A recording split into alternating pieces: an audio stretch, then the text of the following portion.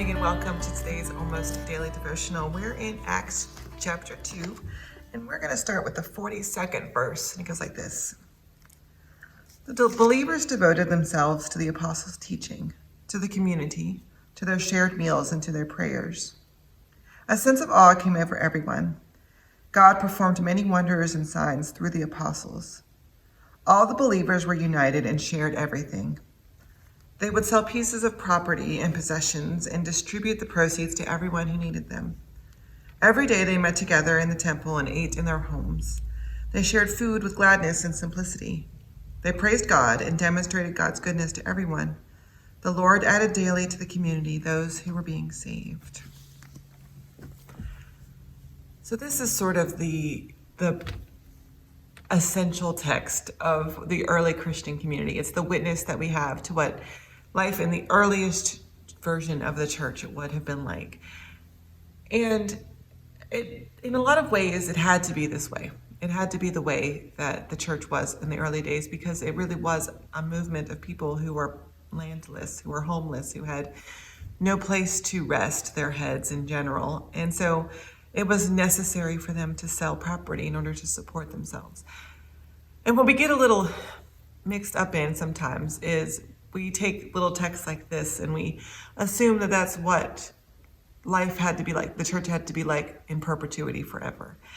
Now, I'm not saying that there are some really good principles in here. There are important things for us to hear from here. And what is that? Sharing and generosity are a part of being a member of the Christian community.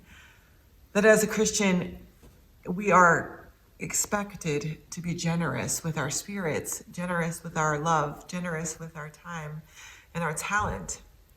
That our community depends upon each one of us being willing to give a little. Not even a lot. We don't have to give up everything like the early Christians did, but just a little. To sacrifice just a little for the community. Now, we often get mixed up the order of operations here. And so we think that if we do more things, that if we can have, one more small group meeting in a week, if we have one more food drive, if we have one more mission trip, if we have one more of whatever the things are that we think we have to do, then that will bring our community together. And it really is getting the horse the wrong way around.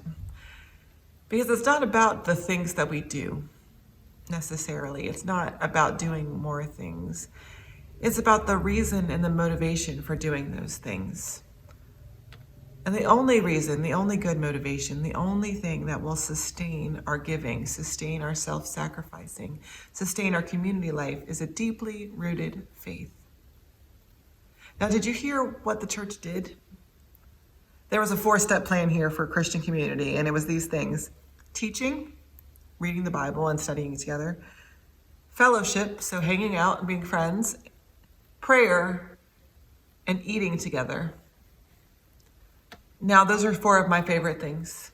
I'm guessing they're 4 of your favorite things, or you wouldn't be tuning into this. We love to eat and to hang out with one another and to pray together.